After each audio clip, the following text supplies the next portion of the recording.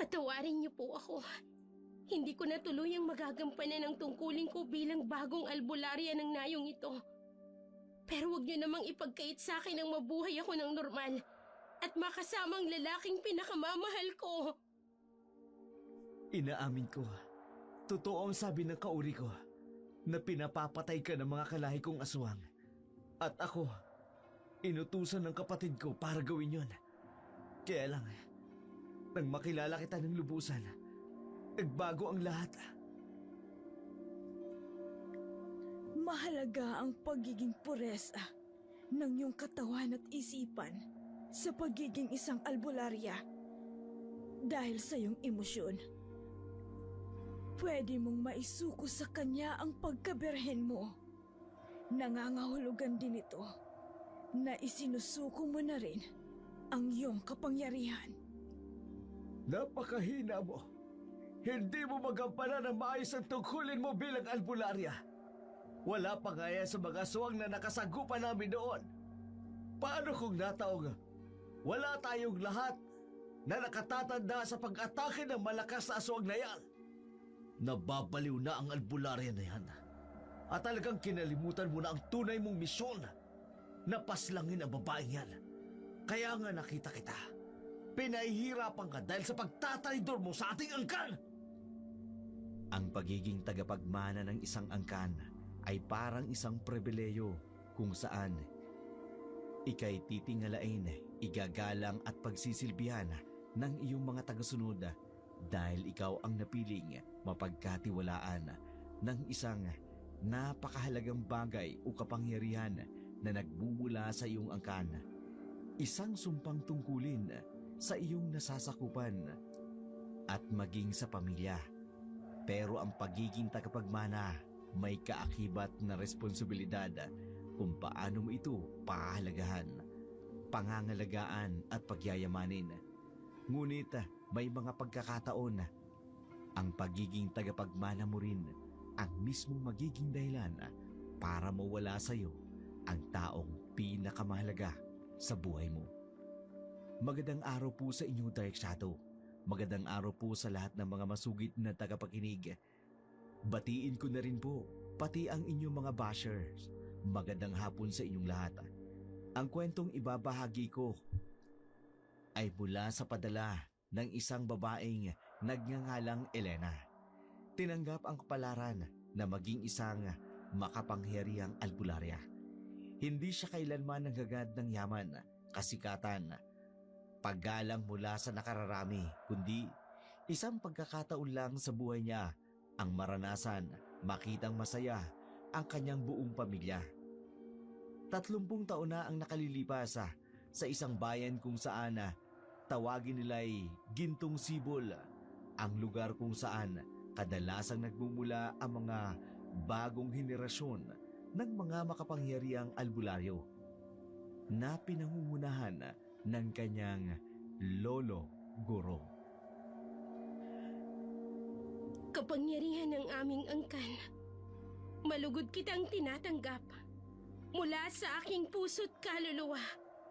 Buong tiwala kong isinusuko ang aking buhay, nagagampanan ang aking katungkulan at mapabilang na isa sa pinakamataas na antas ng albularya sa aming nayon. Elena, binabati kita.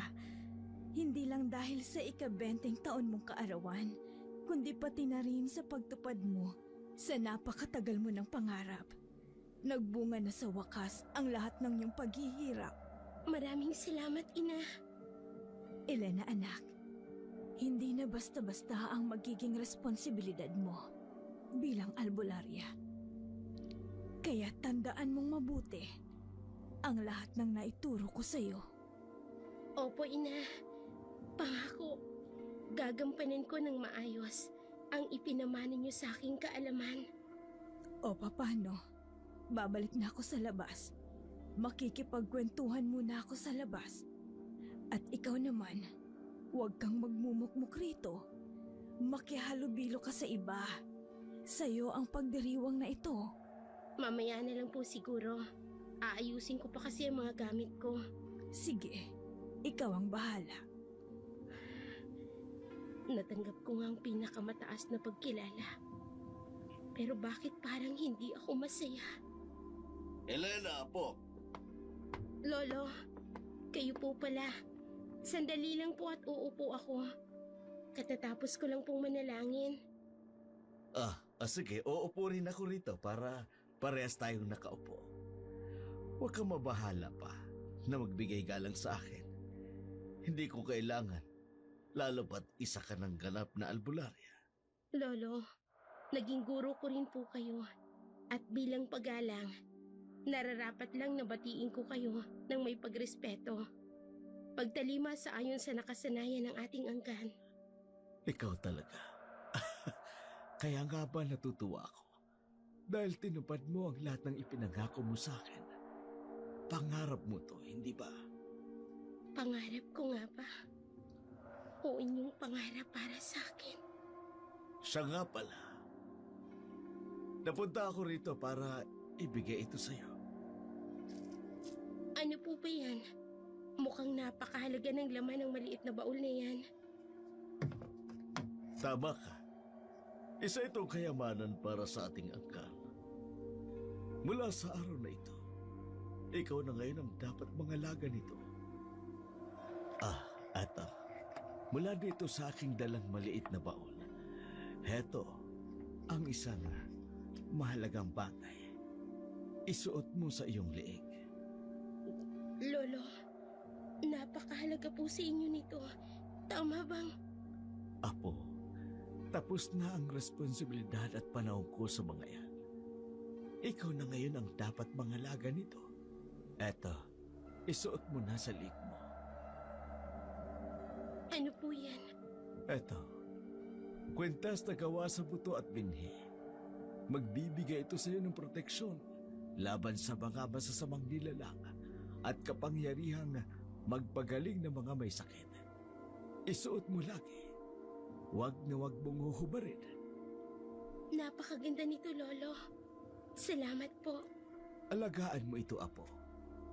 Ang lahat ng bagay na natanggap mo sa araw na ito ay mga yamang tanging naipasa lamang sa ating angkan.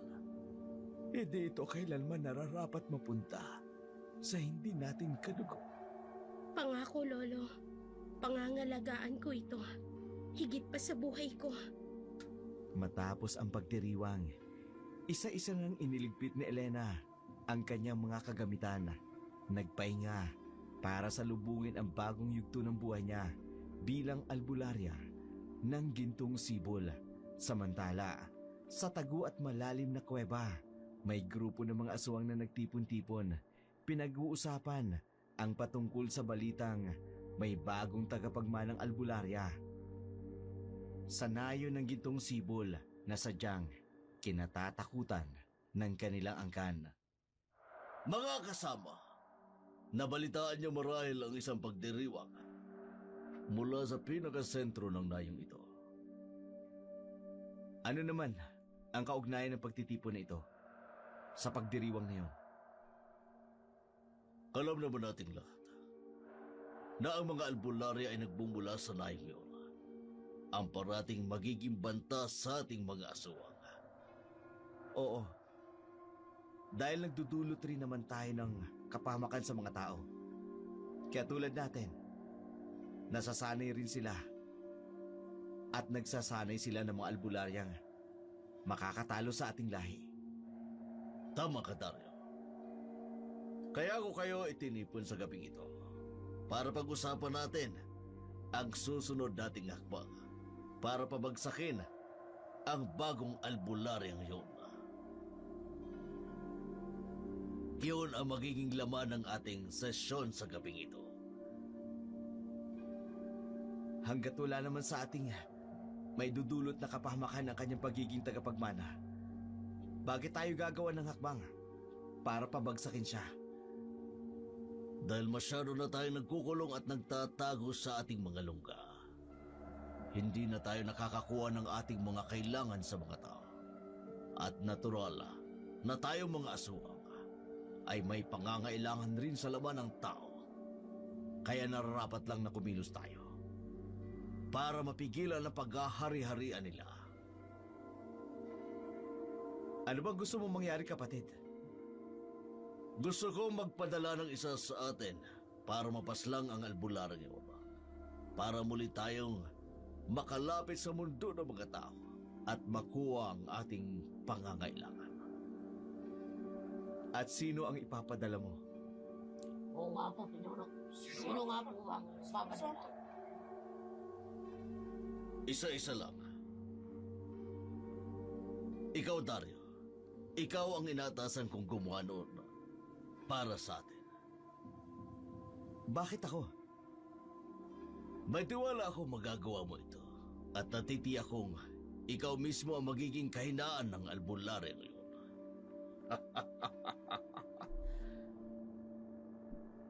Pero Rigol, sa iba mo na lang ipagawa. Kailangan kong sanayin ang iba pa nating mga tauhan. Wag la. May magagawa ng trabaho ngayon. Ikaw ang gusto kong ipadala sa albularyo ngayon. May angkin kang katangian na hindi kayang matangkihan ng kababaihan. At may lakas kang baka magpapahina sa tulad. Bata pa siya. Hindi pa ganap ang kanyang kapangyarihan. Ito ang tamang panahon para patayin mo siya. Madali mo siyang makikilala. Basta hanapin mo lang ang pangalang Elena. Paano kung maraming Elena ang nakatira sa baring yun? Elenang Albularia. Sige, kung ipagkakatiwala niyo sa akin ang bagay na to, gagawin ko. Basta para sa ating mga kalahi. Mabuti. Mabuti kong kaloob. Magiging karangalan sa ating angkan ang pagpaslang mo sa mga albularyo na yun. Kikilalanin ang iyong katapangan sa pagtanggap mo ng hamong ito. Bumalik sa normal ang pang-araw-araw na ginagawa ng mga taong nakatira sa gintong sibol matapos ang pagdiriwang nila nung nakaraang gabi sa pagtatalaga ng panibagong albularya sa kanilang lugar. Gaya ng dati, abala sa kanika nilang mga kabuhayan ang lahat at malaking bagay sa mga tao ang mga dayong dumarating sa kanilang lugar. Ito kasi ang magiging parokyano nila sa mga produktong kanilang ibinebenta. Hapon na namang oras na yun nang napansin ng ilang taga-baryo ang pagdating ng estrangherong binatang si Dario. Halos pagtinginan siya ng lahat, hindi dahil sa angkin nitong kagwapuhan, kundi pati na rin sa pagnanais ng mga taong mabentahan ng marami ang dayong binata. Ay, may poging parating oh. Napakaganda talaga ng dayong ito. Hoy, Pogi! Halika! Baka gusto mong bumili nitong perlas na tinitinda ko. Totoo ba mga perlas na yan? Aba, oo naman. O baka naman, gusto mo rin ng perlas kung hindi pa nakukuha ng kahit na sino? Baka ibang perlas naman yan tinutukoy mo. Hindi mo dapat basta-basta ibinebenta yan. Ilaan mo yan sa lalaking mamahalin ka. Ay, talaga? Mukhang natagpuan ko na nga siya eh. Kaso, tinatanggihan nga lang niya. Elena, sasama ka ba sa akin sa bayan? Mamimili kami ng mga gamit. Marami na naman palang dayong dumating. At mukhang pinagkakaguluhan na naman sila ng kadilagahan. Bakit napatigil ka? Sino ba yung tinitingnan mo? Tingnan mo sa bandaruan. Isang binatang matanggad, pinapalibutan ng mga dalaga. Ano naman ngayon? Baka naman gusto mo ring makisali sa kanila. Sira ka ba? Hindi ako mababang uri ng babae para magkandara lang sa isang lalaki. Oo, gwapo siya. Pero hindi ibig sabihin nun, magugustuhan ko na agad siya. Mabuti naman kung ganun. Tara na sa bahay niyo at ihatid na kita. Siguradong hinintay ka na ni Apo Salome. Mabuti pa nga. Ang babaeng yun, nakatingin siya sa akin. Kanina pa. Sino kaya siya? Ginoo, matanong ko lang, ano bang sadya mo para mapadayo sa aming lugar? Nakapagtataka kasing mapunta rito sa aming nayon ang isang gwapong dayong katulad mo. Ang totoo niyan, naghahanap ako ng trabaho. Dito ko napiling mamasukan sa inyo. May alam ka bang pwedeng pasukan? O may maire-rekomenda ka sa akin na papasukan ko? Tamang-tama! Nangangailangan ng tindero sa isang pwesto rito. Pwede kitang samahan at ipapakilala kita sa taong namamahala roon. Salamat. At bilang pasasalamat ko sa pagtulong mo sa akin na makahanap ako ng trabaho, bibilin ko itong perlas mo na hindi pa nakukuha ng iba. Talaga? Ay, napakabait mo naman. Ihanda mo na ang perlas mo. Uhugasan ko muna. Nataong walang masyadong pasyente si Salome sa kanyang tahanan, kung kayata naisipan muna nitong magtungo sa palengke at mamili ng mga kailangan nila sa bahay. Napadako siya sa tindahan ng mga gulay, nagtanong at tumingin. Preskota, bagong aning gulay ang talbos ng kamote. Hindi niya inaasahang makikita ang dayong binata na minsan niya nang nakita sa bungad ng kanilang nayon. Bili na po kayo ng talbos. Murang-mura lang, tsaka presko pa ho. Hoy, nandito pala yung lalaking dayo. At pumasok pa talaga siya bilang tindero? Elena, Kilala mo ako? kung ganun, tama ang hula ko. Ikaw si Elena. Nakakatuwa naman. Nakilala kita sa wakas. Kilala mo ako? Pero ikaw hindi kita kilala. Ako si Dario. Gulay ba kailangan mo? Talbos ng kamote? Eto, kunin mo na. Mas presko ang isang to. Bakit ba ako naapektuhan sa presensya ng lalaking ito? Bakit bigla na lang ako natitigilan? Ano kayang meron sa lalaking ito? At nagiging interesado ako sa pagkatao niya. Elena? Ayos ka lang ba? Hindi mo na sinagot ang tanong ko. Hindi na. Nakakuha na ako. Salamat na lang. Sige, mauna na ako. Marami pa akong bibilhin. Teka, sandali. Huwag ka muna umalis. Gusto ko pa sanang makipag-usap sa'yo. Makipagkwentuhan. Ha? May dapat ba tayong pag-usapan? Alam mo ba na interesado ako? Na personal ka makilala? Humahanga ako sa'yo dahil bata ka pa. Hindi ko akalain na may ganito kalalim na karunungan ang isang kagaya mo. Salamat. Bukod ba sa pambobola mo, may iba ka pang pakay sa akin. Hindi ka naman siguro magpapagamot. Makikipag-usap lang sana.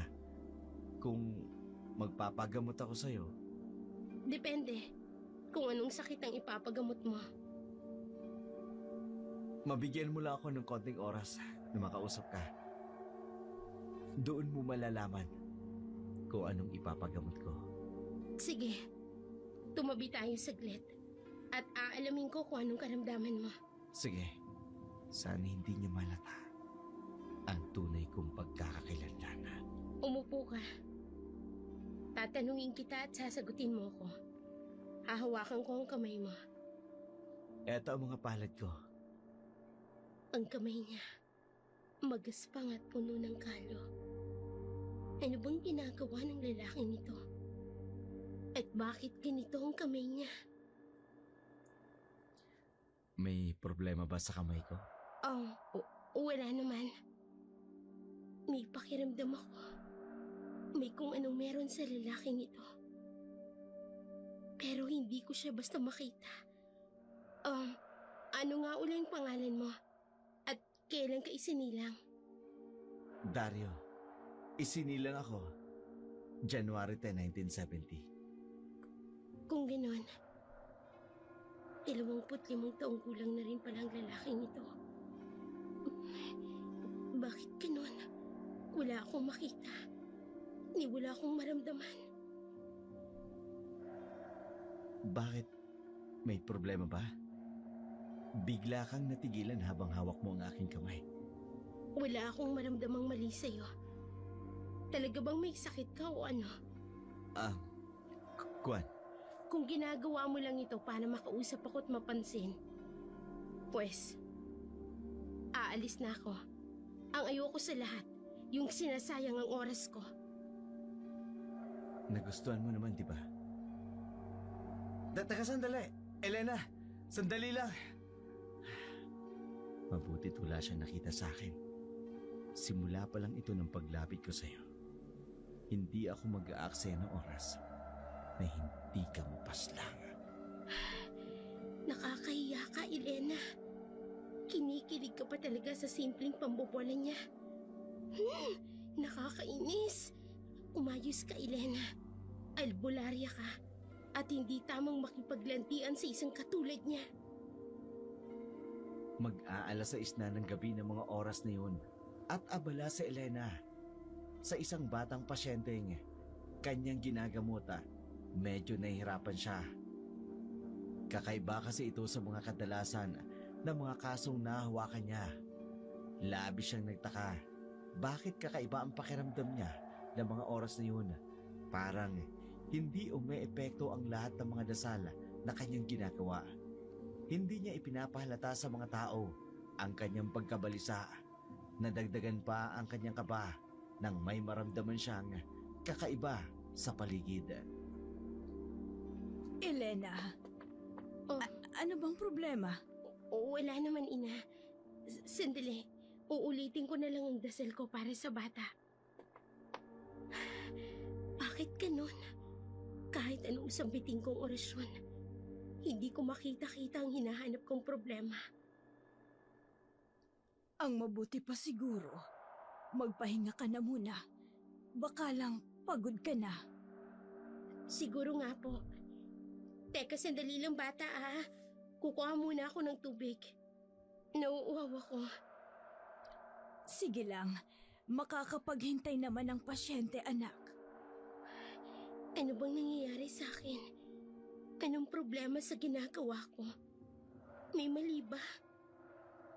Hindi ko magamot ang sakit niya. Oh. Ano yun? Parang may nakita akong anino rito sa bahay. Pero paano?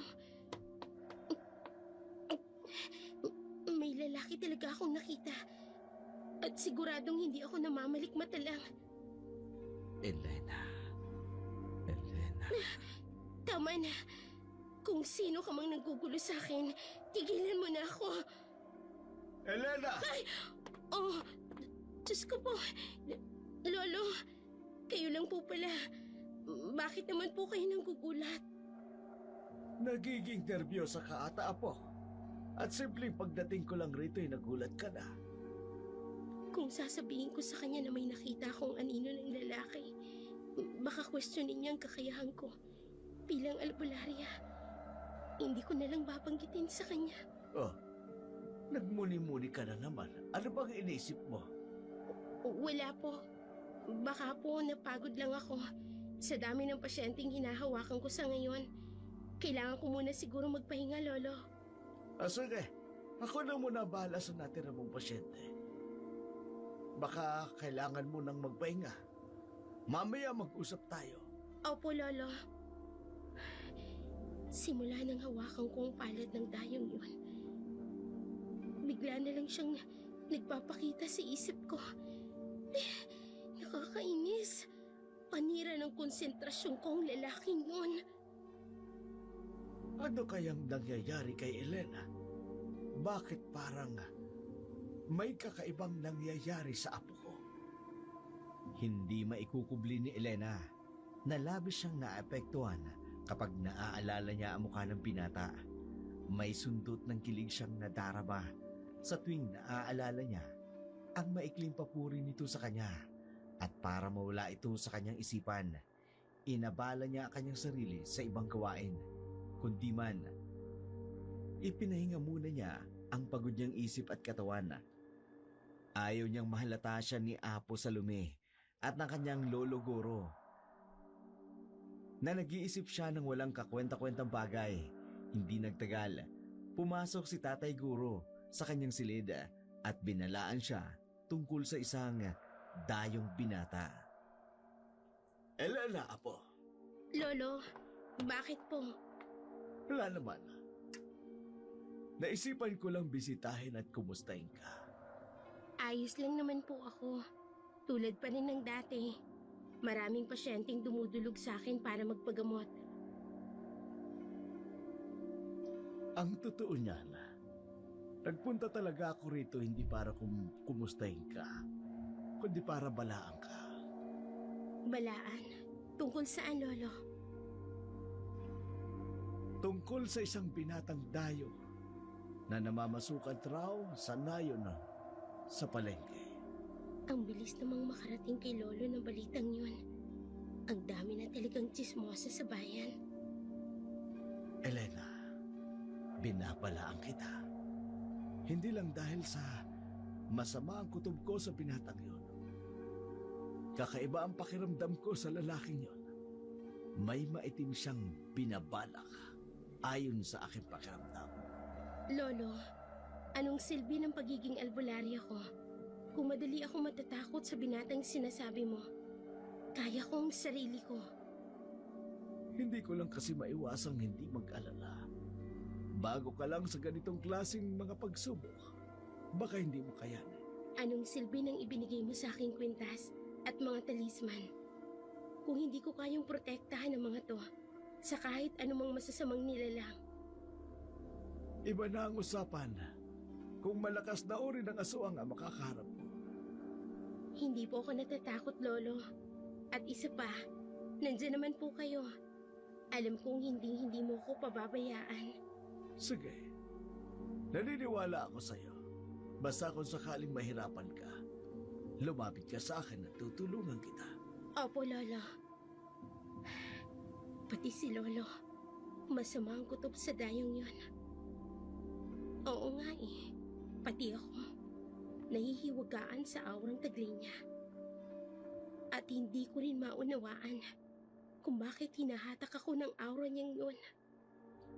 Kahit ano pang katauhan na meron ng binatang yun, mabuti man o masama, pinaaalalahanan kita. Hindi ka pwedeng basta magpakampante sa mga bagay na nakikita ng iyong mga mata. Mas delikado ang nilalang na may magandang muka. Mapanlin lang sila kesa sa nilalang na may pangit na anyo. Pero totoo ang nilalaman ng puso. Napapadalas ang pagiging wala sa sarili ni Elena. Lalo na pagdating sa kanyang panggagamot, yung tipong naaapektuhan na ang kanyang mga responsibilidad bilang isang albularya. May nakapagsabi sa kanyang inang Salome ang mga kakaibang bagay na napansin nila kay Elena na nagsimula pa noong makahalubilo raw nito ang dayong binata na nagtrabaho bilang tendero sa palengke sa kanilang bayan. Hindi nakatiis ang kanyang ina. Kinumpronta siya. Elena, magtapat ka nga sa akin. Magtapat ng ano, ina? Kung totoo bang bali-balitang napapabayaan mo na raw ang obligasyon mo bilang isang albularya. Po? Ina, hindi ko po pinababayaan ang obligasyon ko bilang albularya. Sino namang pong nagsumbong sa inyo niyan? Hindi na mahalaga kung sinong nagsabi sa akin. Ang pinupunto ko lang, huwag mong kalilimutang napakalaking responsibilidad ang nakaatang sa'yo ngayon. At alam mo kung gaano kahalaga ang tungkulin mo bilang isang albularya. Ina, hindi ko naman po nakakalimutan ng bagay na yun. Pero hindi ko rin po maiwasang mapagod, manghina, o di kaya'y malito. Siguro dahil bata pa ako. Wag na wag mong saking idadahilan ng bagay na yan. Dahil katulad mo, napagdaanan ko ang lahat ng sinasabi mo. Nasa sayo na lang kung paano mo to haharapin at titingnan bilang isang albularya. Pagpasensyahan niyo po ako, ina. Kung may pagkakataong napapabayaan ko ang tungkulin ko, hayaan po ninyo. Hindi na po mauulit. At isa pa, ano tong napapabalitang nakikipagmabutihan ka raw doon sa isang dayong tendero sa bayan? Maraming nakakakitang hawak mo ang kanyang kamay. Ina, wala po yun. Ang totoo niyan, nagpapagamot lang siya sa akin ng mga oras na yun. Nagpapatingin, nagpapagamot, o kahit na ano pang dahilan yan. Lalaki pa rin ang taong yun. At binabalaan kita. Dalaga ka. Maganda. At may malakas na kapangyarihan. Kung magpapadala ka sa emosyon mo, baka mapahama ka. Ina, hindi ko hahayaang mangyari yun. Hindi po ako gagawa ng bagay na ikapapahama ko. Elena, mahalaga ang pagiging puresa ng iyong katawan at isipan sa pagiging isang albularya. Dahil sa iyong emosyon, pwede mong maisusuko sa kanya ang pagkaberhen mo. At nangangahulugan din ito na isusuko mo na rin ang iyong kapangyarihan. Hinding-hindi mo na magagampan ng maigi ang tungkulin mo bilang albularya. Ina, magtiwala po kayo sa akin. Hindi ko po gagawin ang bagay na yan. Pangako. Isang kababalaghan ang nangyari sa nayon. Takot na takot ang lahat nang makita ang isang babaeng nagwawala sa kalsada. Nahihirapan ang mga taong hulihin siya. Sa pilitang itinali ang babae at dinala sa tahanan ni Elena. Gustong malaman ng lahat kung anong dahilan ng pagwawala ng dalaga. Kaya tinawag nila si Elena at ikinonsulta ang kondisyon ng babae. Doon nila nadiskubre na may malaking kagat pala ito sa bandang leeg. Nasa hinala nila kagagawan ng isang aswang. Grabe naman yung tatay, no? Kaya, sumulgol. Ay, ano nga kayang nangyari sa babaeng yan? Lahat tayo nagtatay. Dapat may sumagot naman. Kaya nga, Elena anak, mag-iingat ka. Nawala na siya ng malay, inay. Titingnan ko lang maigi. Kung kagat nga talaga ng aswang ang nasa liig niya. Salome, aalalayan ko siya. Baka biglang kumilos ang masama ang dalaga. Ina, ang mabuti pa, sabihan ninyo ang mga tao na lumabas muna sa bahay natin. Natatakot akong madamay sila kung sakaling magkamalay siya. Elena, hindi mo sila pwedeng basta ipagtabuyan. Basta kung anong isipin nila. Iniisip ko lang ang kaligtasan nila, Lolo. Baka kung gumawa ng masama itong babae. Elena, huwag ka nang makipagtalo pa sa lolo mo. Gamutin mo na lang ang dalaga. Naiilang ako kapag maraming tao. Baka kung hindi ko ito magawa ng tama. Ano bang meron na dinudumog ng mga tao ang lugar na to?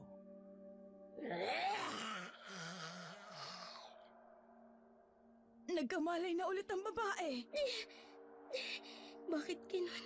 Hindi gumagana ang orasyon ko. Elena! Ano pang ginagawa mo? Magsimula ka na mag-orasyon! Opo, ginagawa ko na po. Kaya lang, parang walang epekto. Bakit ganun? Parang walang nangyayari. Guro, ako na lang muna ang gagawa. Baka nagugulat pa siya sa kanyang nakikita. Hindi pa niya kayang gawin to. Ang ganitong klaseng mga sitwasyon. Ano bang mali sa ginagawa ko?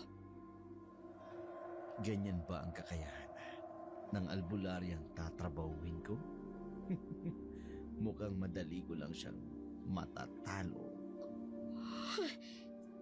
Si Dario, Elena, nasa proseso tayo ng paggagamot. Pero natutulala ka dyan. Tumabi ka nga riyan. Kami na muna ng nanay mo ang gagawa. opo. ay, naku, mahina naman palang bagong albularya natin, Mare. Tignan mo, anong silbi ng tulad niya. Kung simpleng paggamot sa babae yan, hindi magawa, naku. Salome! Hinintay pa talaga nating matapos yung mga chismosa Ay. bago tayo kumilos. Ang mabuti pa umalis na tayo. Sayang ang oras natin dito. Salome, nakagat ito ng aswang. Lumayo kayong lahat. Ay, alis Hindi na masamasa ang talaga kondisyon ng babaeng ito. Kaya huwag kayong manunod pa rito. Hala, magsiuwi na kayo. Ay, oo, pauwi na talaga. Umuwi na nga tayo. Tara na nga. Ay, nako, hindi natin makikita kung paano talaga manggagabot ang bagong albularya. Ay, sino? Karaniwan na lang yung ginagawa ni Apo Salome at ni Tatay Guro. Hindi nga talaga banta ang isang katulad ni Elena sa akin. Nakakaya ang nangyari. Hindi ko man lang naipakita sa lahat ang totoong kakayahan ko. Kunti pa ang magagawa ko sa kanya. Ang talagang magagawa ko ng pakay ko. Nagsisialisa na silang lahat. Pati si Dario. Isa pa yan eh. Dapat wala siya rito. Hindi tuloy ako makapag-concentrate sa ginagawa ko. Elena, itigil mo na yung pagmumukmuk mo riyan. Tumulong ka rito sa amin para maitama mo yung pagkakamali mo. Opo, Ina. Mula nang mangyari ang insidente niya, pagpapahiya niya sa mga tao, nawala na ng tiwala si Elena sa kanyang sariling kakayanan. Nakatanggap siya ng napakaraming sermon mula sa ina, pati na rin sa kanyang lolo guro. Maluwag niya naman itong tinanggap. Alam niya kasi na may kapabayaan naman siya sa kanyang ginawa. Lumipas ang ilang linggo. Dumami pa ang mga insidenteng pag-atake ng aswang sa nayon. Lalong nag-alala siguro para kay Elena. Ito na ang pagkakataon dapat para mapatunayan niya sa lahat ang kakayanan niya para protektahan ang kanilang nayon. Subalit bigo si Elena. Hindi niya magawang gampanan ang kanyang tungkulin sa hindi malamang dahilan. Nagtipon ang mga kababaihan ng mga oras na yun. Pinag-usapan ang tumitinding problema sa nayon. Bakit bigla ng pagpapatawag nila ng pagtitipon? Pati ako'y isinama pa nila. 5 tao ng personal na nakakasagupa ng mga aswang sa ating nayon. Ano man lang bang gagawin nating hakbang para lang matapos ang problemang ito? Elena, kailangan mo ng kumilos. Hindi po pwede ang mga nangyayaring kaguluhang ito sa ating lugar. Nang ako lang mag-isa, paano ko magagawa yun? Nakikinig ka ba sa pinag-uusapan natin, Elena? Wala ka ng kibo dyan. Lagi ka na lang parang may iniisip. Nakikinig po, Lolo. Hindi mo ba alam kung bakit ka ngayon narito? Baka nakakalimutan mo ang napakalaking responsibilidad mo bilang bagong albularya rito sa atin. Ano ba kasing nangyayari sa'yo? Parang nawawala ka sa focus. Wala naman po. Sadyang nawawala lang siguro ako sa focus. Yun na nga ang sinabi ko, inulit mo pa. Ano ba talagang nangyayari sa'yo? Parang nawawala ka sa focus. Wala naman po. Sadyang nawawala lang po talaga ako sa focus. Yun na nga eh. Ano sabi mo? Sa ganito pa talagang sitwasyon ha, Elena? Bakit? Sino ang nagiging dahilan ng pagkakaganyan mo? Itay, huminahon ka ho muna. Huwag naman nating masyadong persahin si Elena. Baka masyado lang siyang nabibigla sa dami ng responsibilidad na iniaatang natin sa kanya. Anong madaming responsibilidad? Gagamot lang siya. Magpo-focus lang siya. Hay, magtigil ka, Salome. Hindi ba't pinagdaanan mo rin ito? Alam ko ang alam mo kung gaano kahirap ang pinagdaanan mo. Pero nagawa mo ang trabaho mo noon bilang albularya. Pagkatapos ang anak mong yan, basta na lang palalampasin ang kapabayaan niya sa kanyang responsibilidad. Huwag mong konsintihin niyang anak mo sa mga kalokohan niya. Lolo, ginagawa ko naman po ang lahat ng makakaya ko. Hindi ko naman po sinasadya ang lahat ng kapalpakan ko. Hindi sinasadya. Ako ang napahiya sa ginawa mo. Kami ng iyong ina ang nagsilbing guro mo. Pero hindi mo magampanan ang tungkulin mo. Tay, tama na Ang ho. sakit! Tay, unawain na lang po muna natin ang kakayahan niya. Masyado pa kasi siyang bata para harapin ang ganitong klaseng sitwasyon.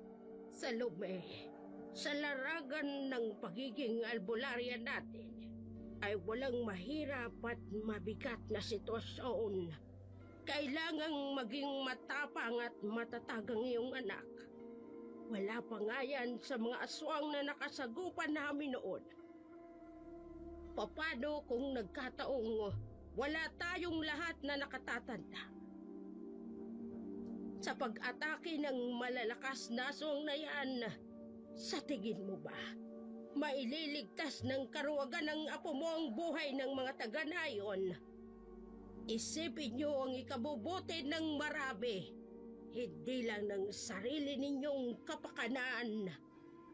Patawad po. Patawarin niyo po ako. Pipilitin ko pong gawin ang lahat para maitama ang pagkakamali ko. Pero sana, bigyan niyo ako ng sapat na panahon at pagkakataon para makabawi. Huwag mong sabihin. Gawin mo, Elena. Dahil hindi mo basta maibabalik ang buhay ng mga taong namatay na. Sa pagkakataong ito at panahong bumawi ka na lang. Tinamaan ng gusto sa Elena sa sinabi ng kanyang lolo guro. Totoo naman kasi ang sabi nito, kung hindi siya matututo ng maaga, mas marami pang mapapahamak nang dahil sa kanyang kapabayaan. Napapadalas tuloy ang pagpunta niya sa palengke, naglakad-lakad, nagpalipas ng orasa, nagpalabas ng kanyang sama ng loob. Mabuti na lang, sinamahan siya ni Cardo. Siya ang nagsilbing kausap nito tuwing naguguluhan siya. Elena, ayos ka lang ba? Ano ba kasing nangyari sa'yo? Hindi ka naman dating ganyan, di ba? Bakit ngayon parang nawawala ka lagi sa sarili mo? Naiinis na rin talaga ako sa sarili ko. Nang dahil lang sa presensya ng isang lalaki na hindi ko pa gaanong kilala. Parang naapektuhan lahat ng tungkulin ko. Alam mo ba, dahil dyan sa pananahimik mo, nagdududa na ako. Nagdududa saan? Kilala kita, Elena. Hindi ka magkakaganyan kung hindi dahil sa isang tao. Lalong-lalo na kung lalaki. Lalaki? Sino? Yung tayo.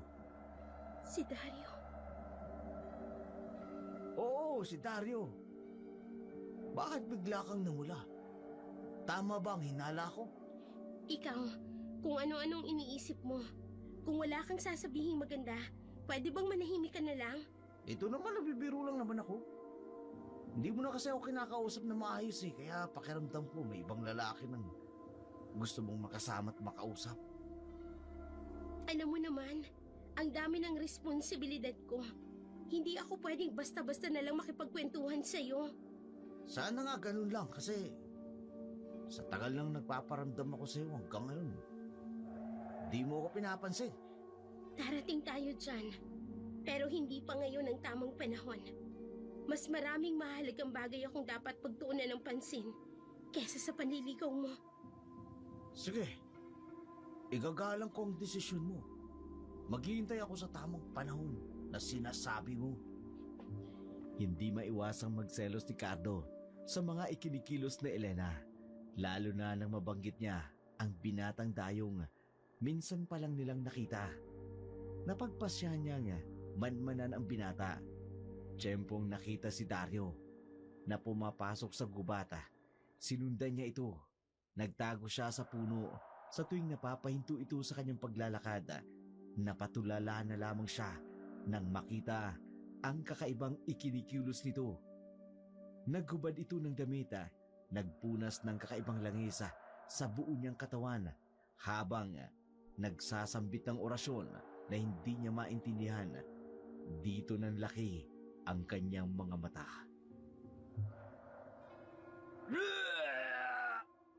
Usko! Anong klaseng nilalang ang tayong ito? Ang tagal kong hinintay ang pagkakataon na ito na makakain muli ng sariwang dugo at laman. Sino kaya ang una kong bibiktimahin? Kumpirmado na. Isang aswang ang tayong ito. Sino mag-aakalang sa likod ng napakagwapo nitong mukha? Nakatago ang pagiging aswang niya.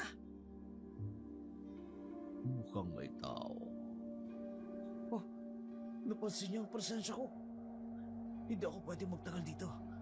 Papahamak ako. Kailangan malaman ni Tatay Guro ang latang ito. At mabalaan si Elena sa pagkaibang niya kay Dario.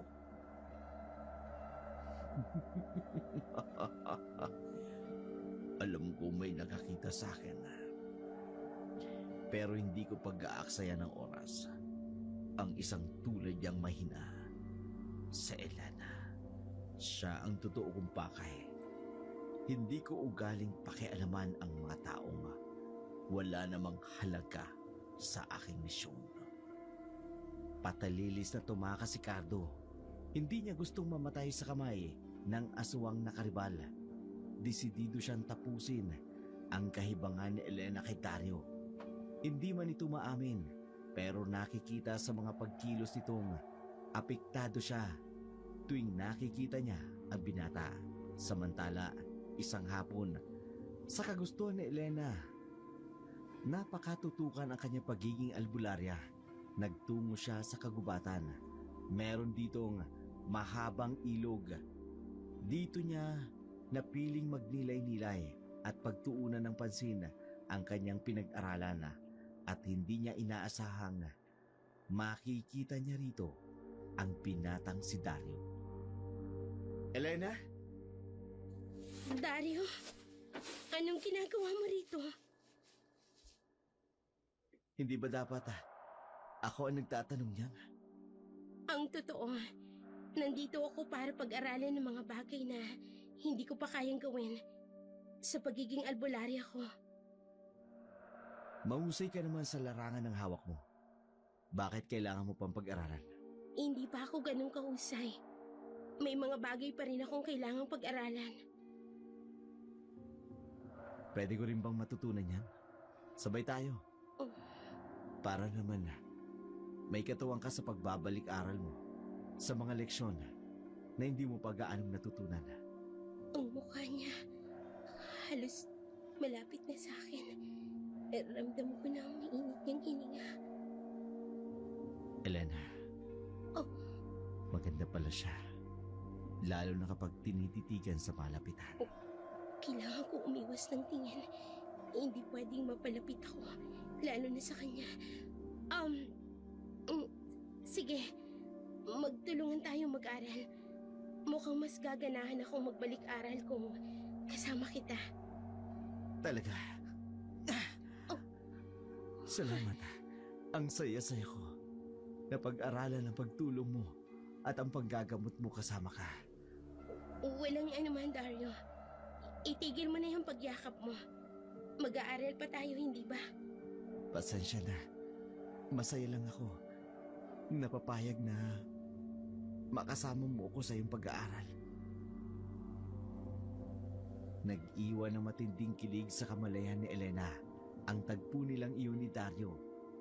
Naging simulain iyon para makumpirma niyang may puwang ang lalaking ito sa puso niya. Ito ang kauna-unahang pagkakataon na nakaramdam siya ng kapanatagan sa piling ng isang binata. Naghiwalay silang may pangakong magkikita silang muli. Samantala, si Cardo agad na nagtungo sa tinutuluyang bahay ni Tatay Guro at sinabi ang nakakikilabot na natuklasan niya tungkol sa binatang si Dario. Totoo ba ang lahat ng sinabi mo? Opo, Tatay Guro. Kitang-kita mismo ng aking dalawang mata ang pagpalit niya ng anyo. Siya ang aswang na matagal na nating hinahanap. Meron na bang ibang nakakaalam bukod sa'yo? Wala po, Tatay Guro. Pero bala ko sanang sabihan si Elena na may kutob akong nahuhulog na ang loob ng apo niyo sa binatang yun. Sinasabi ko na nga ba? Tama ang hinala ko. Kaya nga ba madalas ang paghihina ng kapangyarihan ni Elena dahil sa isang lalaki? Kung gano'n, umamin na sa inyo sa Elena na may gusto siya sa daring yun. Hindi pa man niya aminin sa akin. Pero alam ko na kapag nangihina ang kapangyarihan ng isang albularya, tulad ni Elena, ay nababaling ang atensyon nito sa iba. Lalo na kung nasasangkot ang kanyang puso't isipan. Yun ang batas ng aming pamilya. Ang pure na kaisipan ng puso ng isang albularya ang pinakamalaga. Hindi mo magagampanan ang iyong tungkulin kung magmamahal ka. Sa Elena, muradong may itim na balak ang daring yung kay Elena.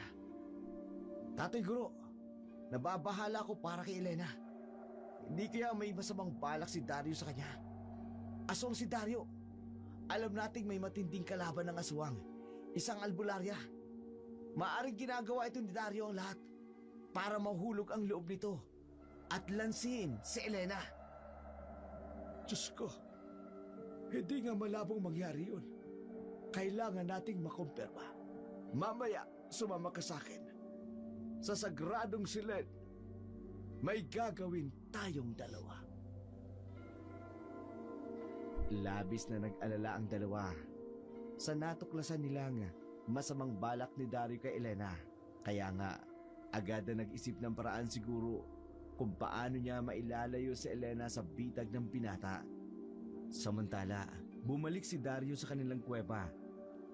Iniulat sa kapatid ang progreso ng kanyang misyon. Rogon, kapatid ko, Kumusta ang misyon mo? May magandang balita ka na bang sasabihin sa akin? Hindi ko pa siya napapaslang. Pero unti-unti ko nang makukuha ang loob niya. Bakit pinatatagal mo pa? May mga pagkakataon ka na. Sunggaban mo na agad. Pero may iba akong binabalak. Gusto kong matutunan ang kanilang kaalaman para may makuha tayong panibagong kaparaanan na mas makapagpapalakas ng ating angkan. Wala akong sinabing gawin mo yan. Ang pagpaslang sa albularya ang tanging misyon mo. Bakit ka kumikilos ng hindi ayon sa aking plano? Para rin naman sa atin to.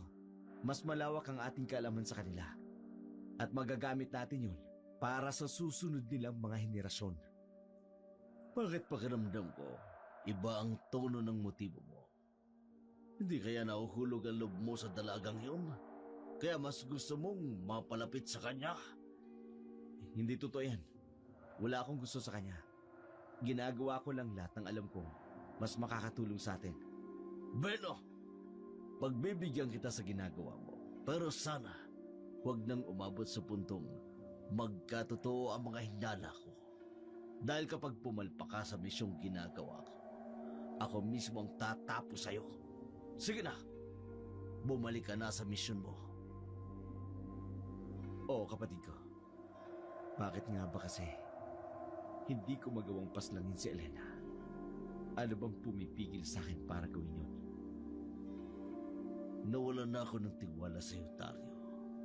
May hinala ako. Hindi na ang pagpaslang sa albularya ang kanyang pakay, kundi para makasama ang babaeng yun. Demon! Halika rito! Bakit pinula? Sundan mo si Dario. Alamin mo kung ano talagang ginagawa niya sa kanyang misyon. Huwag kang magpapalata. Gusto kong kumilos ka ng palihim. Panala! Nagsagawa ng isang ritual si Tatay Guro para makumpirma kung totoo ang lahat ng kanyang nalaman mula kay Cardo. Gamit ang dugo ng manoka na isinalin niya sa mangkoka, dinasalan niya ito at sinilyuhan ng orasyon. Nagtungo siya sa sagrado niyang altar, humarap rito, lumuhod sa tapat ng metala na palangganang may tubig. Dito ibinuhos ang dugo mula sa mangkoka. Kumulma ng anyo ng halimaw ang dugo. At biglang bumalik sa anyong tao. Hindi na siya nagtaka. Totoo nga ang sinabi ni Cardo. Tatay Guro, anong nangyayari? Bakit ganun? Cardo, tama ang lahat ng sinabi mo. Isang ang aswang si Dario. Sko, ano ngayon? Ano dapat natin gawin? Si Elena, paano siya? Mapapahamak siya kung wala tayong gagawin. Pipigilan nating mangyari ang Cardo. Basta't pangako mo sa akin, pangangalagaan mong apo ko. Huwag mong hahayaang mahulog ito sa bitag ng aswang na yun. Sa pagbabalik ni Dario sa nayon ng Gintong Sibol, agad itong nakipagkita kay Elena. May usapan kasi silang sabay na pag-aaralan ang mga katuruan ng pagiging albularya. Nang mga gabing yun, ang tanging mga huni lang ng kuliglig at kulisapa ang kanilang naririnig. Nakarating sila sa pinakadulo ng kagubatan kung saan matatagpuan ang malawak at malinis na ilog. Ang ganda ng paligid. Ang lakas pa ng agos ng tubig. Mawa ka sa kamay ko. Baka madulas ka. Ha? Sa kamay mo? Baka may iba ka pang gustong hawakan. Pero dito sa kamay ko, hindi kita pwedeng hayaang maglakad na mag-isa. Madulas ang tinatapakan nating lupa. Kundi pagkakamali lang, mahuhulog tayo. Oh, sige. Ang init at medyo magaspang ang palad niya. Tulad nung unang araw na nahawakan ko ang kamay niya. Mabigat siguro ang responsibilidad niya para magkaroon ng ganitong klaseng mga palad. Bakit ba sa tuwing hinawakan mo ang kamay ko, napapapikit ka at parang may iniisip? Ano bang iniisip mo? Pasensya ka na sa kamay ko. Magaspang. Hindi, ayos lang. Iyang palad mo magaspang. Oo nga. Nangangahulugan lang na masipag ka. Iyan ang bunga ng paghihirap mo. Salamat. Naiintindihan mo ang paghihirap ko. Kung alam lang sana niya kung gaano karaming tao ang napatay ng mga kamay kong ito. Salamat sa paghihintay mo sa akin sa bungad ng gubat. Akala ko nga hindi ka sisipot. Pwede ba naman yun? Ngayon pa, desidido na akong mag-aral ulit ng aking pagiging albularya. Oo, at kasama ko. Hoy, mag-aaral tayo ha. Baka kung anong umaandar sa isip mo. Ano ba sa tingin mo ang umaandar sa isip ko? Ano ka ba? Ikaw nga itong parang namumula dyan. Kahit gabi na at madilim mapaligid, ramdam ko yung tuwa mo. Dahil sa higpit ng hawak mo sa magaspang kong kamay. Tinutukso mo ba ako? Ayoko na. Bitawan mo na lang ang kamay ko. Ay! Madulas ang lupa! Kumapit ka ulit sa akin! Mahulog ako sa ilog! Elena! Dario! Elena! Kumalma ka! Andito ako! Hindi ako marunong lumangoy! Kumapit ka sa akin! Iaahon kita! Tapos sumawa ka sa gilid ng bato para makakit ka!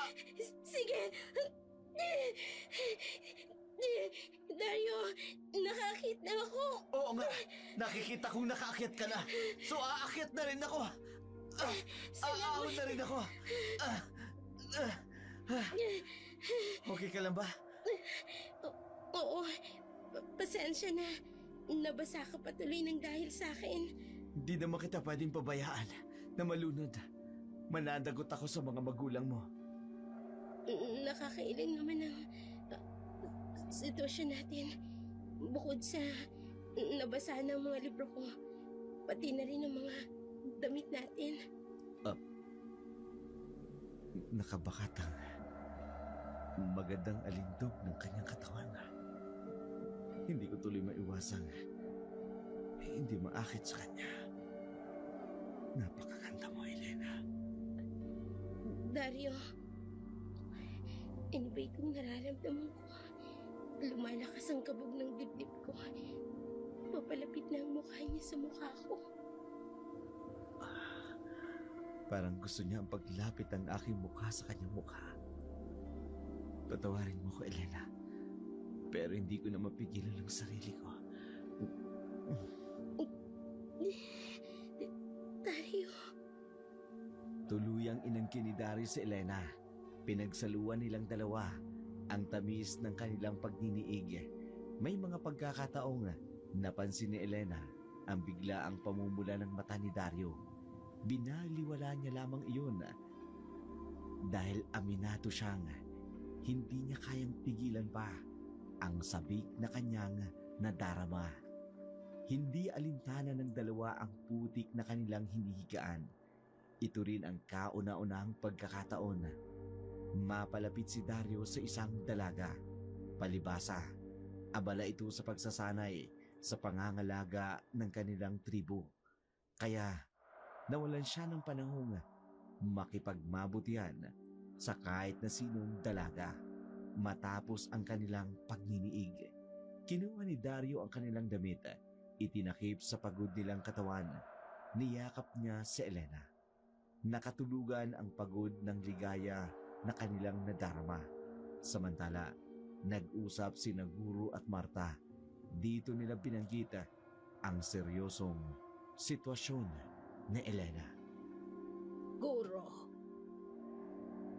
hindi natin pwedeng pag-isipan ng masama si Elena.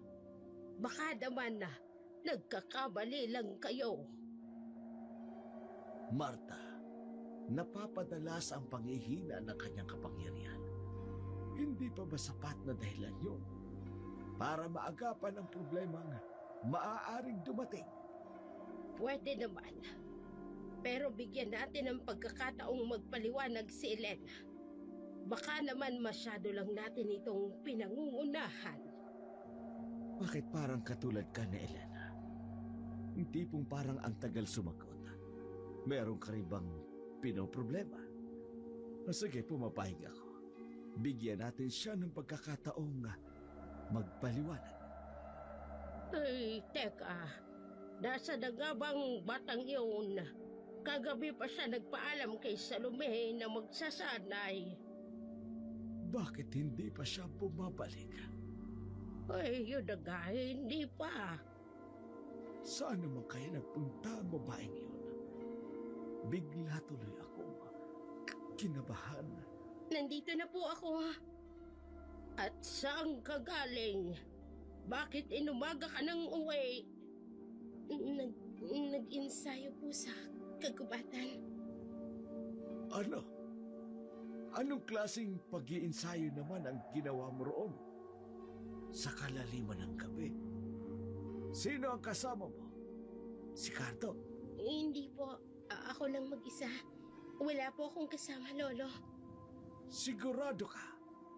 Opo, Lolo. Guro, wag mo muna siyang pagalitan. Ang mahalaga ay nandirito na siya sa bahay. Elena, kailangan nating mag-usap. Hindi na ito pwedeng palagpasin sa pagkakataong ito. Nalinawin sa iyong lahat tungkol sa tungkulin at responsibilidad mo. Kaya makinig ka sa lahat ng sasabihin ko. Opo, Tandang Marta.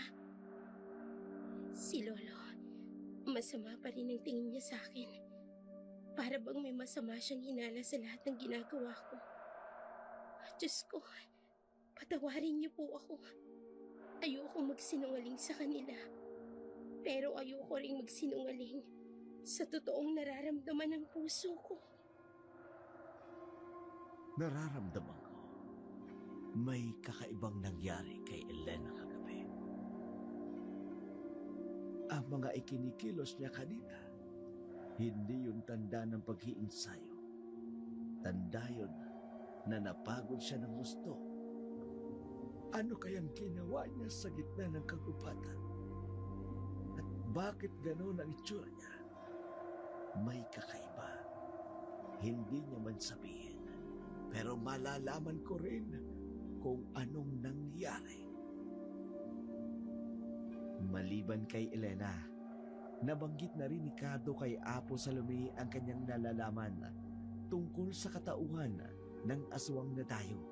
Sa tindi ng paninibugong nararamdaman niya kay Dario, isiniwalat niya ang katotohanan. May napupusuan ng binata sa Elena, kaya unti-unting nanghihina ang kakayahan nito bilang isang albularya. Naalarma tuloy si Salome at agad na kinausap ang kanyang anak. Bakit ba sunod-sunod ang pagpapatawag nila sa akin? Ano ba talaga nangyayari? Elena, anak, totoo bang nakikipagmabutihan ka sa isang binatang hindi mo palubusang kilala, ha? Ina, sino naman po ang makatinggilan na nagsabi sa inyo niyan? Wala pong katotohanan ng bagay na yan. Sinasabi mo bang sinungaling si Cardo? Ayun, lumabas na rin ang totoo. Si Cardo ang nagkakalat ng chismis. Kaya kahit si Lolo at si Tandang Martha, kinakausap ako tungkol sa walang kakwenta-kwentang bagay na yan. Sige, sabihin na nating kasinungalingan ng lahat ng sinabi sa akin ni Cardo na nakikipagmabutihan ka sa isang binata. Pero binabalaan kita. Malalaman ko rin ang totoo kung hindi ka nga nakikipagrelasyon sa binatang yun.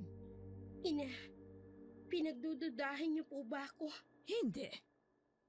Pero natatakot lang ako sa magiging kahihinat na nito sa iyo.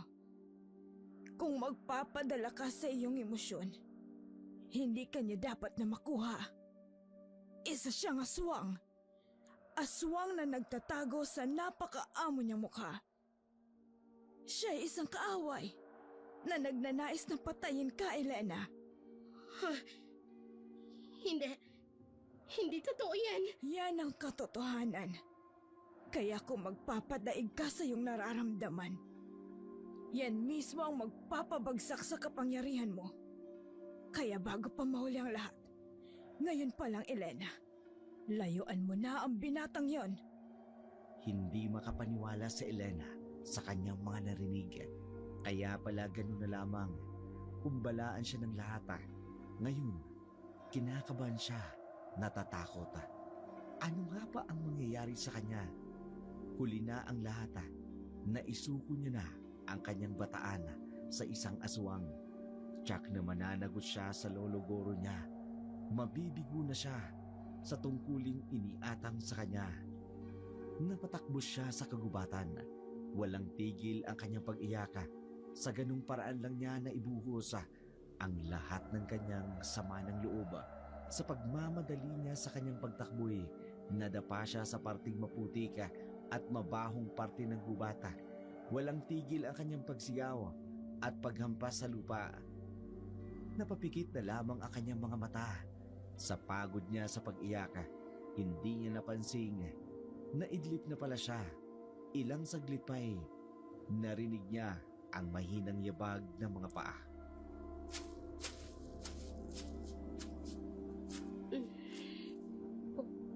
Ano yun?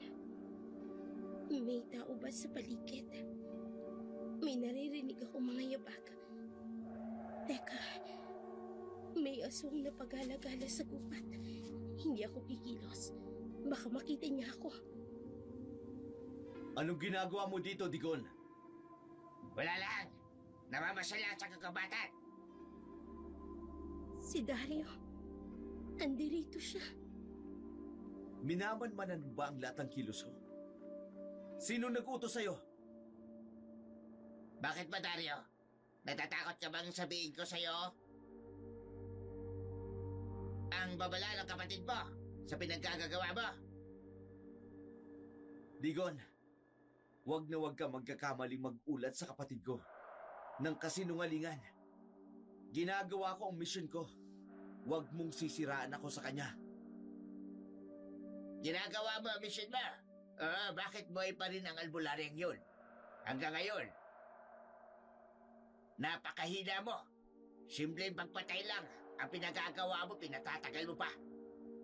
Wala kang alam sa usapan namin ni Rogon.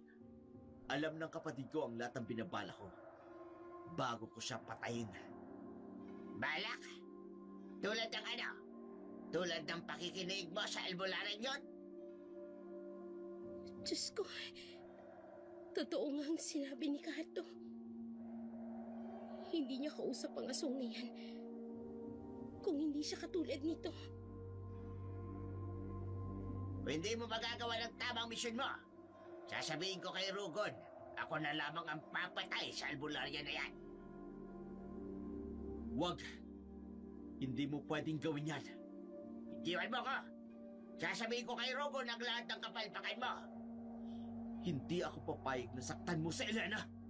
Ako ang makakalaban mo. Lumabas din ang totoo. Sinisinta mo ang albularya yun.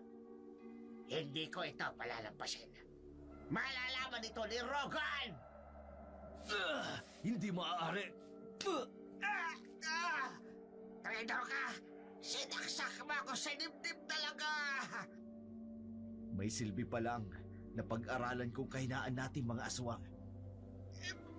Bisit ka! Sakit mo talaga! Ginlabit! Yun! Traidor ka! Traidor ka, Dario! Oh, Diyos ko, pinatay niya ang kauring niya. Ganito ba talaga ang tunay na katauhan ni Dario? Isang aswang na kayang pumatay ng kahit na kauring niya. Lolo, tulungan niyo ako rito. Hindi ko na alam ang gagawin ko. Hindi ako makabangon sa pagkakadapa ko. Tulungan niyo ako. Nabahala sina Salome, Goro, Cardo at Tandang Marta dahil magdamag na hindi umuwi si Elena. Kaya nga, kahit alanganing oras, sinuyod nila ang buong nayon ng Gintong Sibol para lang hanapin si Elena. Samantala, sa kagubatan, hindi na nagawang makakilos ni Elena mula sa kanyang kinalalagyan. Hindi niya alam kung gaano katagal ang kanyang pagkakadapa sa lupa sa ingat na hindi siya makita ng dalawang aswang na nag-aaway. Unti-unti siyang bumangon, paluhod na tumayo. Nagulat na lamang siya nang biglang may humawak sa kanyang likuran. Elena? Lumayo ka sa akin. Huwag mo kong hawakan. Layuan mo ko! Elena, nakita at narinig mo ang lahat. Magpapaliwanag ako. Huwag mo kong kausapin ng ganito. Alam ko na ang lahat, Dario. Isa kang aswang na gusto kong patayin. Hindi. Hindi totoo yan. Anong akala mo sa akin? Bingi? Bulag? Mismo akong nakakita at nakarinig. Pero itinatanggi mo pa rin.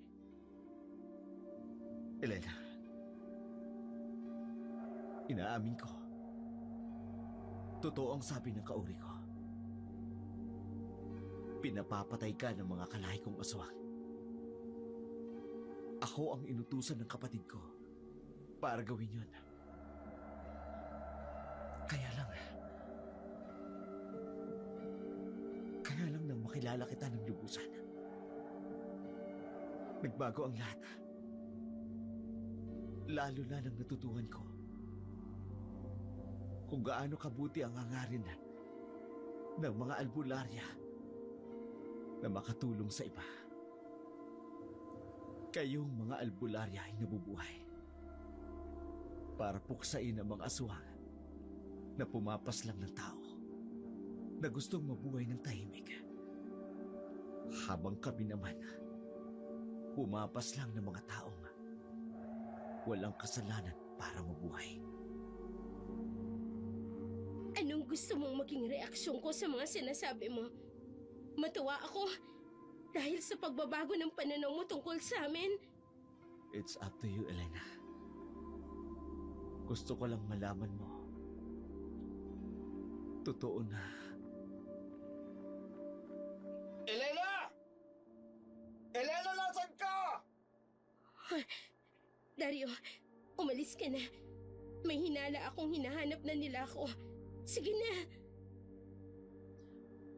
Pero hindi pa ako tapos magpaliwanag. Delikado ang buhay mo. Kapag naabutan ka nila, pakiusap. Iwan mo na ako. Elena po! Sumagot ka! Bilis na. Saka na tayo mag-usap. Sa ngayon, iligtas mo muna ang buhay mo. Nakakainis. Pero patawad. Iiwan kita sa ganitong sitwasyon. Bibigyan kita ng pagkakataong mabuhay at maipaliwanag sa akin ang totoo. Pero hindi muna sa pagkakataong ito. Kailangan mong mabuhay at lumayo sa pamilya ko. Elena? Elena, anong nangyari sa'yo? Paano ka napunta rito? Tulungan mo muna akong makatayo. Hindi ko kayang kumilos. Papunta na rito si Tatay Guro. Halika, tumayo ka. Oh, may napansin ako sa bantaron. Mamaya titingnan ko saglit. Ginamot ni Cardo ang mga galos at gasgas na natamo ni Elena mula sa pagkakadapa sa kagubatan, kasabay ng pagdampi ng bulaka ng mga gamot sa kanyang sugata. Walang tigil na sermon ng mga matatanda sa biglaan niyang pagkawala. Kahit anong gawing pagtataboy ni Elena kay Cardo, hindi ito nagpatinag. Panay pa rin ang pagpay dito ng bulak sa mga sugat ni Elena. Itigil mo na nga yung pagdampi mo ng bulak sa mga sugat ko. Lalo lang sumasakit ang mga galos ko sa ginagawa mo. Sinusunod ko lang naman ang utos sa akin ni Apo Salome. Kaya nga, hindi ko pwedeng gawin ang sinasabi mo. Elena, huwag mong ibalin sa iba ang sermon. Sinasabi namin sa'yo, anong ginawa mo sa gubat at nagkakaganyan ka? Wala po. Nadisgrasya lang po. At paano ka naman napunta doon? Lumipad ka? Hindi po. Nagpunta ako ron at nagpahangin para magpalipas ng sama ng loob. Sama ng loob? Saan? Sa nalaman mong totoong katauhan ni Dario? Kalimutan mo na siya. Mas pagtuunan mo ng pansin ang mga bilin sa'yo ni na Tatay Guro. Hindi yang nararamdaman mo. Huwag mong ibalik sa akin ang dahilan kung bakit ka nagsumbong kina ina at lolo. Dahil ang totoong nararamdaman mo sa akin, ang gusto mo, ipagdultulan yun. Kaya mo nga sinisiraan si Dario. Hanggang ngayon ba hindi mo pa rin nauunawaan ang pinakadahilan ng paghihigpit namin sa'yo? Hanggang kailan ka makikipagbatigasan sa amin, Elena? At alam mo na rin ang totoo. Pero nabubulagan ka pa rin sa lalaking yun. Elena, itigil mo na ang kahibangan mo. Gampanan mo ang tungkulin mo bago mo sundin yung puso mo. Tama na. Ayoko nang marinig ang lahat ng sasabihin ninyo. Sawang-sawa na ako maging sunod-sunuran sa lahat ng gusto nyo. Na dapat gawin ko ang ganito. Na dapat gampanan ko ang pagiging albularya ko. Ina, Lolo, Tandang Marta. Natutuliling na ang utak ko sa mga paalala ninyo na hindi matanggap ng puso ko. Kung hindi ko magampanan ang tungkulin ko, bawiin nyo na lang sa akin ang lahat.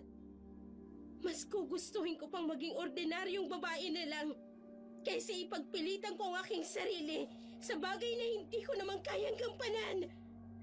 Sina kayo? Elena! Elena, saan ka pupunta? Elena! Bumalik ka! Bawiin mo ang sinabi mo, Elena! Tumigil ka na, Guro.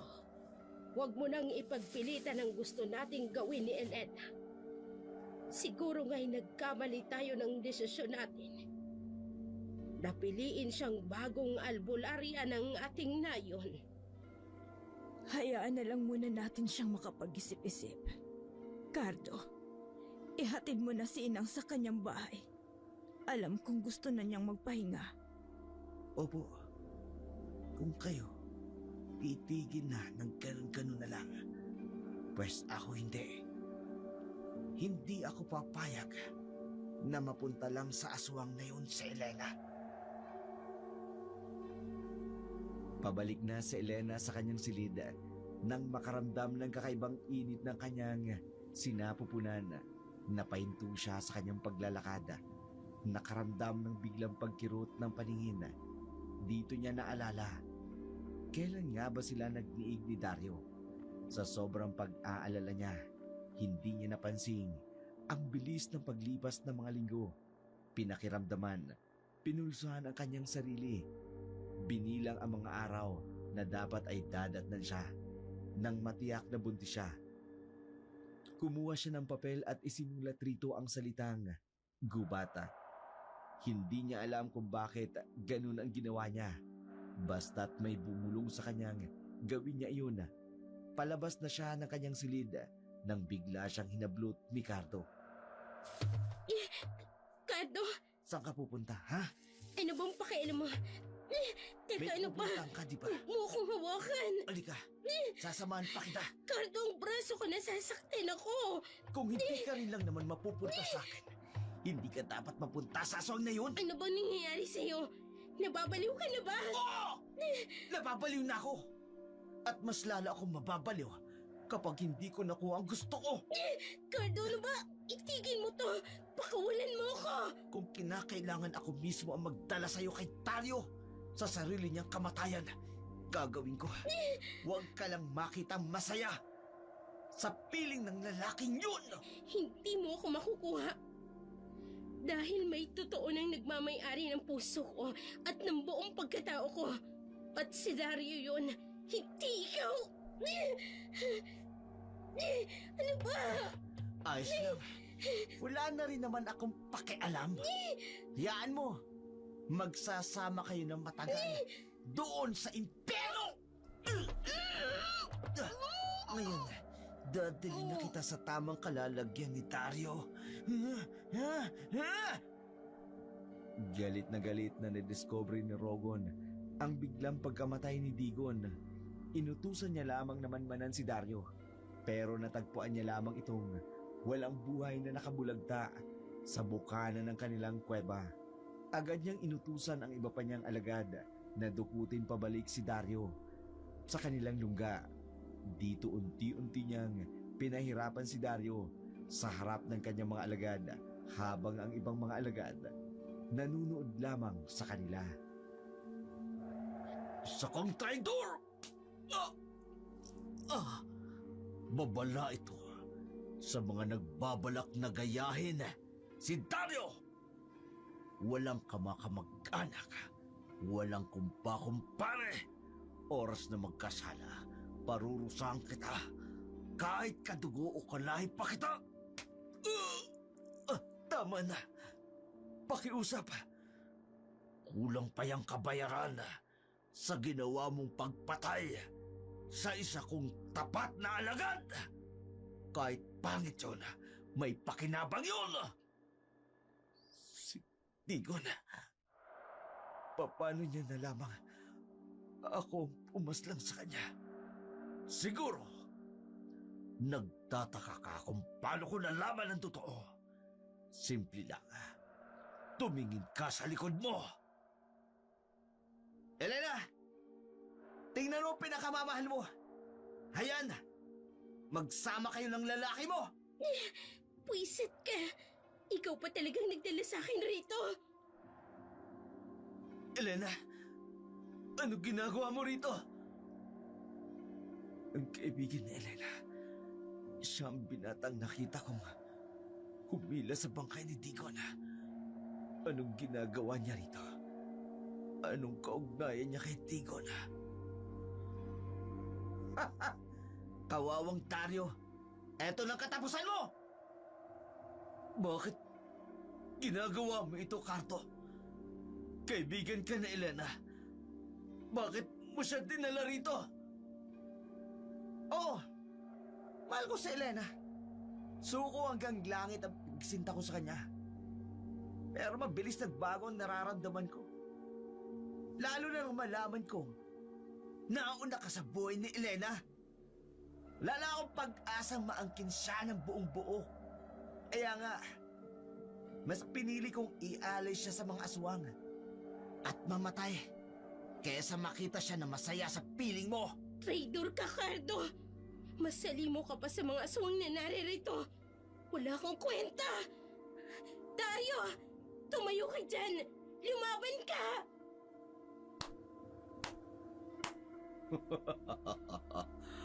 Kay ganda naman ang kwentong pag-ibig ninyong dalawa. Sayang nga lang, dahil parehas kayong nasa bingit ng kamatayan. Hindi ko alam kung sino ka at kung anong karapatan mo para gawin niya kay Dario. Isa lang ang masasabi ko. Isa kang tuwag! Sinasaktan mo siya ng walang kalaban-laban. Hindi ka marunong lumaban ng patas! Cardo! Busalan mo ang bibig ng babaeng yan. Natutuliling ang tenga ko sa kadaldalan niya. Sabi mo manahimik ka. Cardo, isa kong traitor! Rugon! Pakawalan mo si Elena. Sa akin ka gumante. Ako ang may atraso sa'yo, hindi siya. Nababaliw ka na ba? Nababaliw ka sa albularyang yan? At talagang kinalimutan mo na ang tunay mong misyon? Ang paslangin ng babaeng yan. Kaya nga kita pinahihirapan dahil sa pagtatraidor mo sa ating angkan. Kaya itong bagay sa'yo, saluhin mo ang latigong magpapahirap sa'yo! Tigil mo yan! Duguan na si Dario! Maawa ko pa! Yan ang nararapat sa kanya. Nangangarap na makapiling ng isang kampo ng demonyo. Ang isang langit na katulad mo, Elena, na gustong-gusto ito. Ang makita kong pinahirapan ng Daryong yan, masaya na ako. Eto pa, mamamatay ka! Pakawalan mo ako! Manood ka na lang, Elena. Dahil wala nang magagawang isang albularya katulad mo. Mahina ka na. Wala ka ng kwenta.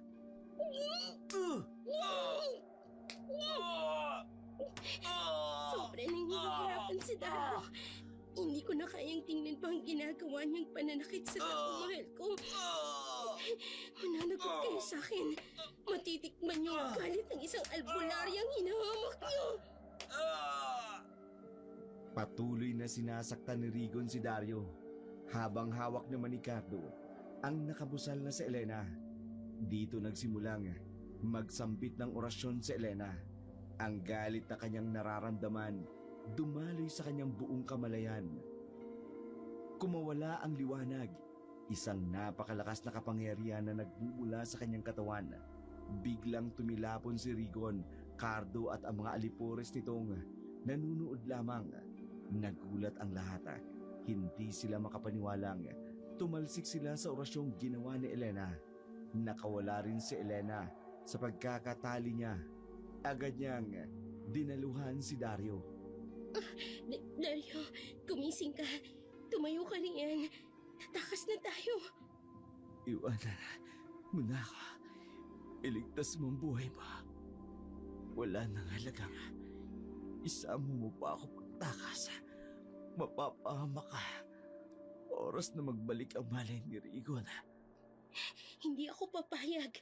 Sasama ka sa pagtakas sa akin. Hindi ako papayag na mawala ng amang magiging anak ko. Elena, sigurado ka ba? Hindi ka ba nagpipirula? Albularya ako. Alam ko ang pakiramdam ng nagdadalang tao. Kung duda ka, wala akong magagawa. Basta tumayo ka riyan at tatakas tayo. Pangas ka! Nagawa mo pa akong patalsikin ng ganun-ganun na lang. Mananagot ka sa akin. Ang sakit ng katawan ko. Hindi ako makakilos. Dario, talian mo. Nagkakamalay na muli si Regon. Kailangan na nating makalayo. Hindi ako makapapayag na tumakas kayo. Pareho ko kayong ililibing ng buhay sa kuwebang ito. Ayun na siya. Dario, dapa! May malaking batong ipupukol sa atin! Mamamatay kayo! Pulbusin ang bato! Wag!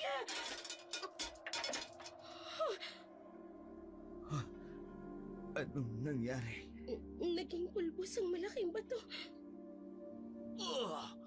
Nakasisilaw na liwanag. Saan nagbumula ang kapangyarihang yan? Salome! Kumilos ka! Silyuhan mo ang kuweba! Kailangan matapos ang paghari-harian ng mga aswang sa kuwebang ito! Opo, Itay!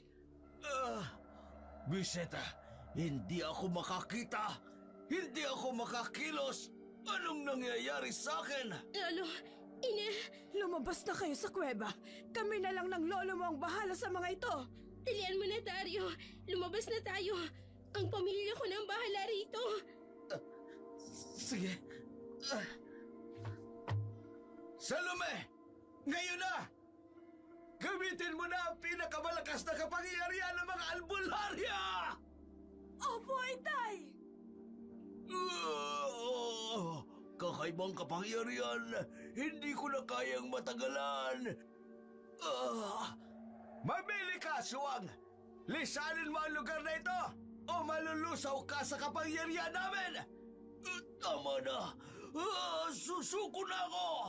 Gusto ko pang mabuhay. Lilisanin ko ang dayo na ito. Hindi na ako manggugulo pa. Siguraduhin mo lang! Oras na bumalik ka sa dayo namin! Hindi ako magigimik tapusin ka!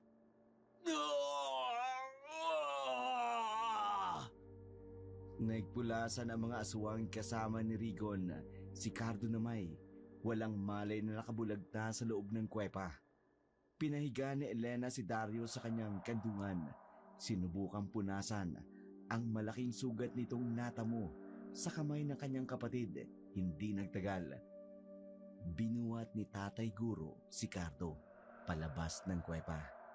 Habang si Apo sa luminamay, dinadasalan ng orasyon ang kwebang kinalulunggaan ni Narigon.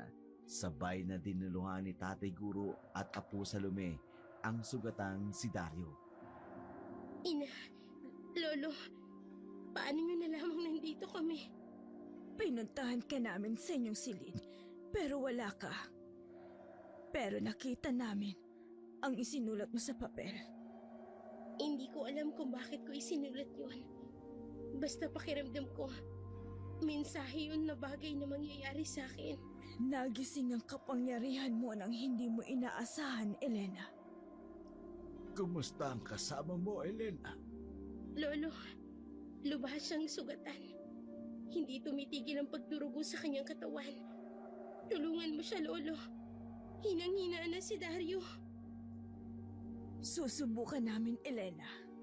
Pero, hindi namin maipapangakong maililigtas namin siya. Pakiusap. Gawin niyo ang lahat para mabuhay siya. Hindi ko kakayaning mabuhay nang hindi ko siya kasama. Mahal na mahal ko siya, Ina. Dario, Elena. shh. Huwag ka na magsalita. Ireserba mo ang lakas mo. Konting tiis pa, magagamot ka na rin ng lolo ko.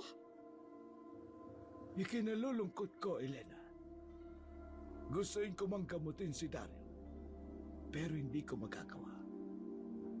Isa rin siyang aswang. Hindi ko basta mababali ang prinsipyo kong isang kaaway si Dario ng ating angkan. Pero, Itay, Pakiusap, Lolo. Kahit para sa akin na lang, ibalato na ninyo sa akin si Dario. Ayokong mawala siya sa akin. Ayokong lumabas ang sanggol na nasa sinapupunan ko nang walang kikilalaning ama. ano? Elena, Patawarin niyo ako. Hindi ko tuluyang magagampanan ng tungkulin ko bilang bagong albularya ng nayong ito. Pero huwag niyo namang ipagkait sa akin na mabuhay ako ng normal at kasama ang lalaking pinakamamahal ko.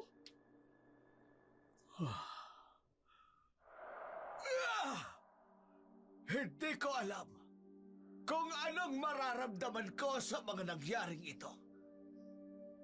Lalo mo kong binigo, Elena! Itay, wala na rin naman tayong magagawa.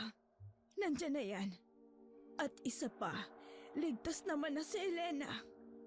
Ginawa naman ni Dario ang lahat para hindi mabaling kay Elena ang pag-atake ni Rigon sa kanya. Kaya kung meron man tayong dapat na gawin para sa kanya, ay ang pagbigyan si Elena. Hayaan na lang nating panahon ng makapagsabi kung kakayanin ni Dario na mabuhay matapos ang trahedyang ito sa kanya. Lolo, ano po, gagamutin mo na po ba siya? Ano pa nga bang magagawa ko? Alam niyo naman na hindi ko magagawang tanggihan ang tawag ng ating responsibilidad. Albularyo pa rin naman ako, manggagamot. Kaya halika na. Simulan na natin ang mga pampaampat para maampat ang sugat niya. Matapos nilang gamutin si Dario, dinala nila ito sa kanilang tahanan. Doon nila sinubukang gamutin ang pinakamahirap nitong kondisyon. May kung anong binigay si Rigon kay Dario na lalong nagpapahirap sa binata na gumaling. Kahit anong gawin niyang orasyon, halamang gamot ay di nakatutulong na bumalik ang dati nitong lakasa. Kundi pa inamin ng dalawang matandang si Cardo ang naging kakutsaba nito para pahirapan si Elena at si Dario. Hindi nila makukumpirmang nilason pala ni Rigon bago man siya hinataw ng malakas na latigo. Hindi nga nagtagal, tuluyan ang sumuko ang katawan ni Dario. Namatay ito at hindi nakayanan ang tindi ng lasong ipinainom sa kanya. Labis na nagdalamhati si Elena kahit sa kahuli-hulihang mga oras kasama niya si Dario. Pinadama niya sa binata ang tapat niyang pagmamahal. Pinalampas na lang din ng mga nakatatandang kaanak na Elena ang ginawang pagkakanulo ni Cardo kay Elena. Binalaan na lang siya na lumapit sa kanilang pamilya. Lumipas ang ilang buwan. Ang anak nila ni Dario ay naisilang na. Hindi maipagkakailang si Dario ang ama ng bata. Mula sa hugis ng mukha nito, bulas ng katawan, kay Dario nagmana ang anak nilang dalawa. Nawala man si Dario sa piling niya, nag-iwan naman ito ng isang supling. Dito na, ibinuhos ni Elena ang lahat ng kanyang pagmamahal. Katuwang ang mga taong muling nagtitiwala sa kanya. Mama? Sayang no, di ko man lang nakilala si Papa. Ang bait-bait niyo po siguro, no? Dario, sayang at hindi man lang kayo nagkakilala ng anak natin. Andito siya, si Dario Jr. Papa, saan ka man po naroroon?